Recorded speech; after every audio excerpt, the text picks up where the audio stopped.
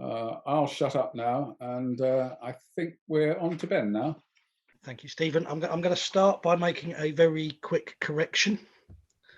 There are no affordable rent homes or social rent homes allocated within Swale to anybody who is not from Swale.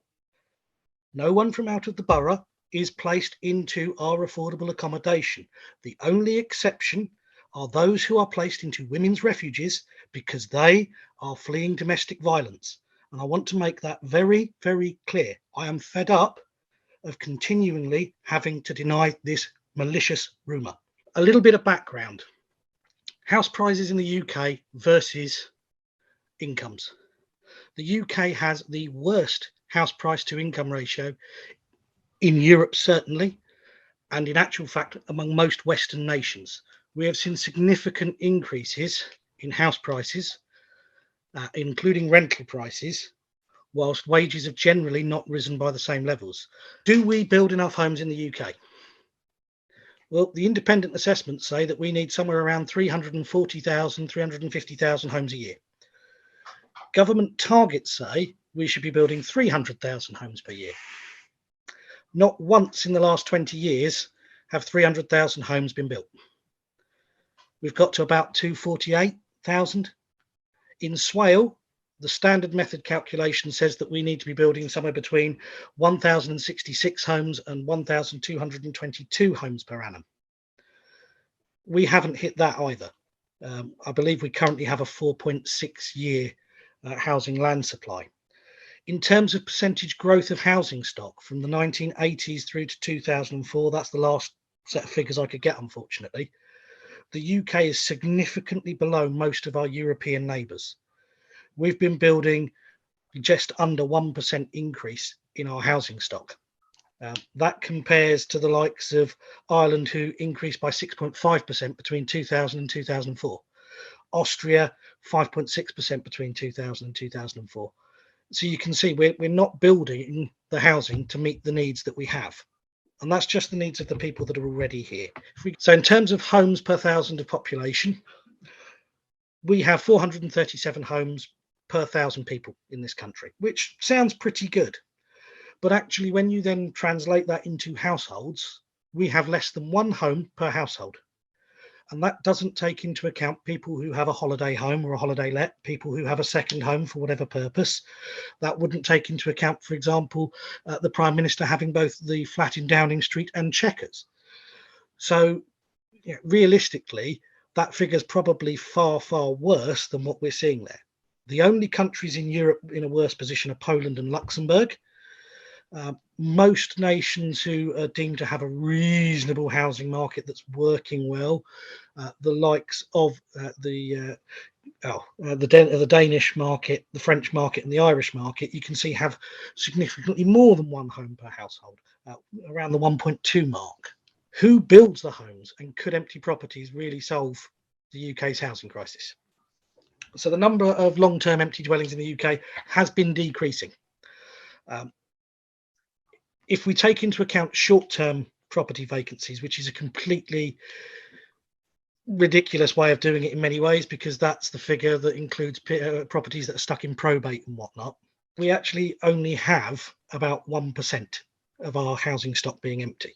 It's nowhere near that many when you take out around half those houses that are empty are actually in probate, and we're just waiting for probate lawyers to go through it. That also takes into account houses that are vacant because somebody's moved out because they've sold it and it hasn't been filled when they did the actual statistics. So that's when someone's not paying council tax on the property. It used to be that local authorities built a lot of the housing. That changed in the 80s in particular, and well into the 90s. That's when local authorities were encouraged to stock transfer to new housing associations. It made sense in many ways at the time. I'm thinking, in Swale, we transferred the stock in 1990, 1991. And part of the reason for doing so was that councils aren't allowed to borrow to build new council housing, and they weren't allowed to borrow to do refurbishments. And a lot of those properties that had been built in the 30s, 40s and 50s were in need of refurbishment. Housing associations were allowed to borrow. So it made complete sense, get people a better quality of home, transfer the stock to housing associations. I'll also make clear that housing associations are not permitted to make profits. They are non-profit making bodies.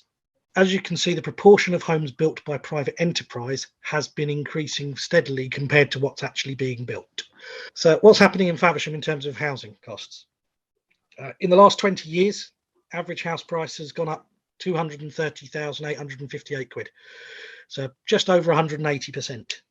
It's currently now £358,201 for an average property. Rental prices. Now, this is one that really does get my goat. The local housing allowance has not been increased by government in the best part of 10 years. It is still £78.59 a week for a room in a shared house. It's still £136.93 a week for a one-bed property, etc., etc., as you can see on the slide. Compare that to how much those properties are renting out for, and there is a little discrepancy in terms of that bottom figure there, in terms of the 3-bed house and the 4-bed house. The reason that the 4-bed starts at £1,400 to £2,000 per calendar month is because there's a former social property that someone bought under right to buy about 10, 11 years ago that's just come up for private rent. The social rent on that property would be about £500 a month. And that's renting out, that's being advertised for £1,400 per calendar month.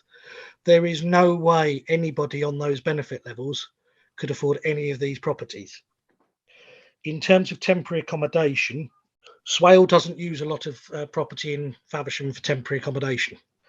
And the reason for that is we cannot afford it. We claim back around half of the temporary accommodation costs through a housing benefit, which is set at the local housing allowance rate.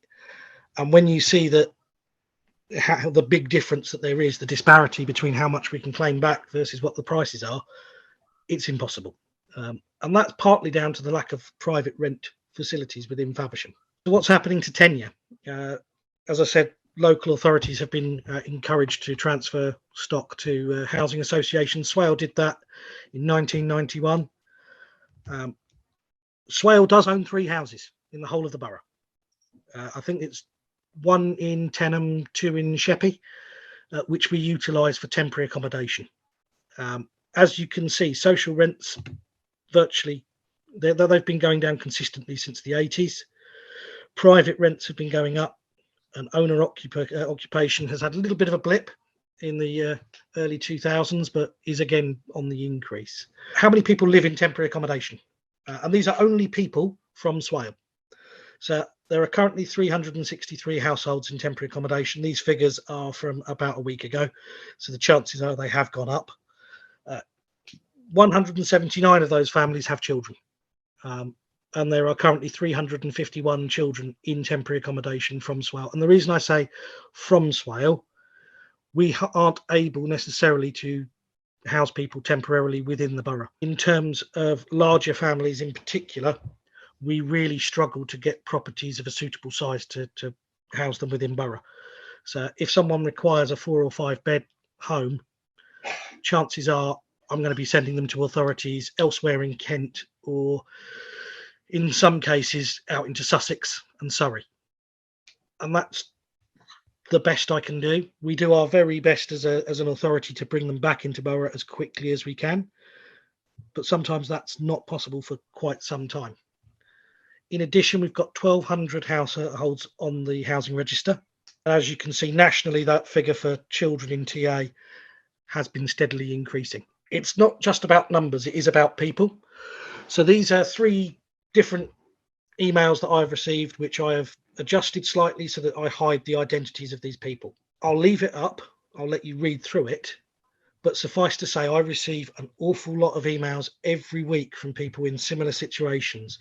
People that I need an affordable home, I can't afford to rent privately. The landlord's increased the rent, or the landlord wants to issue a Section 21 because they're going to sell up, because the new rules around having to do electrical safety certificates are quite a big cost to the landlord. Or they're saying, well, you know, it's time to get out of the game. I'm going to retire and I want the deposit for my kids. And that is occurring more frequently around the area with private rents in particular. In terms of who qualifies for Swale's housing register, and it does give an idea, we introduced in 2020 a new housing allocations policy. And part of that was around what income levels people could be earning and still qualify for the housing register. And we decided to do it on a tiered basis. So if someone needs a one bedroom property, they can be earning up to £30,000 a year. If they need a 2 bedroom property, they can be earning up to 40,000, 3 bed 50,000, and if they need 4 or more bedrooms, as assessed, they can be earning up to £60,000 per annum, and that's for the whole household. We also set the asset level at £50,000 because realistically that is a sizable deposit for anybody. This did increase the number of people who could technically qualify for Swale's housing register. So far, it hasn't seen any increase in the number of people applying. In terms of who qualifies, they have to have lived in the borough for 2 years minimum, unless they were in the armed forces, in which case they are covered by the military covenant, or if they are fleeing domestic abuse, and this is the safest place to put them. And we do have reciprocal arrangements. So someone fleeing from, say, Faversham might be housed in, say, Ashford or Dover or Folkestone, somewhere a bit further away where the individual perpetrator wouldn't necessarily find them, and vice versa. So what is Swale actually doing? So in terms of affordable housing, more have been delivered since May 2019 than in the previous 4-year period. There's no question on that.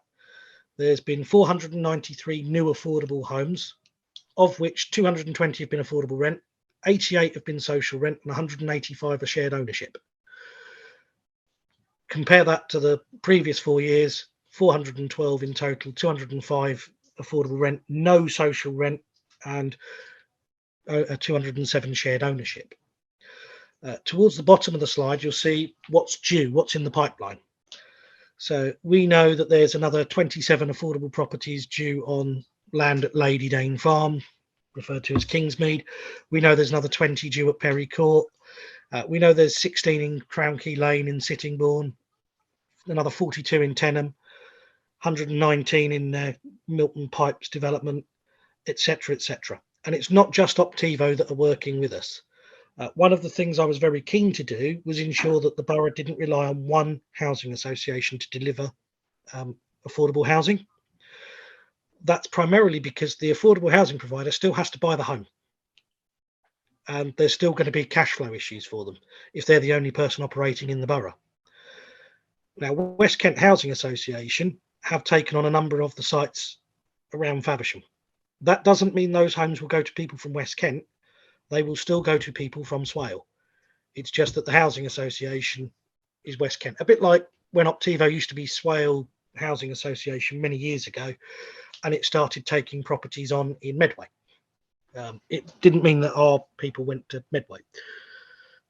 We have also formed Swale Rainbow Homes to develop a number of council-owned brownfield sites for affordable housing. And I will point out that Swale doesn't own a lot of land. It's quite small compared to a lot of local authorities. And the land that we do own does have viability constraints, which we've got to find ways of getting over. And just to give a comparison, brownfield land does cost more to build on. You've got to pay VAT on it. You may have to pay business rates if there's an existing building on it. You've generally got to pay for decontamination of the land. That's something that impacted on the amount of affordable housing delivered on the Nova site, for example, on the Graveney Road. The cost of decontamination meant that in order to make the scheme deliverable on that brownfield land, we had to accept a small reduction in the number of affordable units built. It's also worth remembering that when building, and I'm certainly no defender of the developers, I do think we need to change what's being built. But the developers are legally entitled to a 20% profit. That is set down in law. And if their profit margin looks like under their viability assessment, it will be less than 20%. They can ask for their affordable housing allocations to be reduced. They can ask for their Section 106 monies towards infrastructure, such as new school places, new GP surgeries, additional library books, contribution to youth services, etc., to be reduced in order to make sure that they get their 20% profit margin. There is a new company that are operating or starting to operate in the southeast who have previously been in the southwest, who deal specifically in exactly that, and I'll quote direct from their website. If the profit margin for your development is pushed below 20% by Section 106 or affordable housing contributions, contact us today. We can provide you with a free initial consultation and advice. We have yet to lose an appeal. We have over 1,000 satisfied clients, over 2,000 reports written, over 50,000 dwellings have been facilitated, 2,000 developments unlocked, and we have saved £223 million for our client and worked in 124 local planning authorities. And just from their case studies, they've prevented the development of around 60, 70 affordable units. And those are just the 4 or 5 case studies they put on the website. If I may, in terms of those housing costs, and I have been looking at them for building at the moment, on brownfield, the costs can be around £175,000 to £190,000 per dwelling at the moment. So you can quite see why, when a 1-bed house is selling for, say, £210,000, a developer might be reluctant to build it. They would want to go for the 4-bed because actually your costs don't really go up in the same way. You're not putting an extra kitchen in. You're not generally, in most cases, putting an extra bathroom in. So there is an argument for small developers that they do need some of those 4-bed houses to subsidise the 1- and 2-bed builds.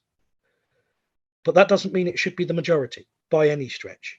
And certainly not when it's the major house builders who are making far larger profit margins because they do have those other cost savings that they can make. They generally have their own building standards firm that they will employ to do their inspections. They will generally have their own cleanup crews. They tend not to use so many local firms to do things. So those are the guys that could well do it. Incidentally, those costs do not include the cost of land, which is another driving factor in this area.